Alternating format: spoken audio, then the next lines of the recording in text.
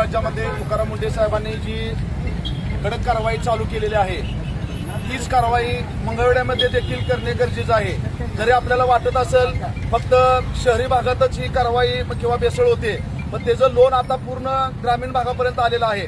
आता आपल्या भागामध्ये देखील दुधामध्ये, अन्नपदार्थामध्ये की स्वीट मार्टमध्ये यामध्ये देखील मोठ्या प्रमाणात बेसळ सध्या देखील चालू आहे। तरी माझी प्रशासनाला आणि तुकाराम मुंढे साहेबांना विनंती आहे की शहरी भागात जशी कारवाई चालू आहे तशीच तळागाळापर्यंत, शेवटच्या घटकापर्यंत, ग्रामीण भागापर्यंत देखील हे लोन पसरलेलं आहे। याचे समूळ कडक म्हणजे खालोपर्यंत नष्ट केलं पाहिजे। आणि अधिकाऱ्यांना विनंती आहे, तुकाराम मुंढे सारखा एक मोठा अधिकारी आपल्या पगारावरती जर खुश राहत असेल, त्याचं कुटुंब चालत असेल, तरी आपल्या ग्रामीण भागातील सर्व अधिकाऱ्यांनी आपल्याला जेवढं शासनाचा पगार मिळतोय त्याच्यावर समाधानी राहून आपण प्रामाणिक काम केलं तर नक्कीच महाराष्ट्रात मोठा बदल घडेल आणि नक्कीच मग महाराष्ट्र आपल्या प्रगतीच्या दृष्टीने व भेसळमुक्त लवकरच होईल, एवढीच मी अपेक्षा या ठिकाणी व्यक्त करतो। धन्यवाद।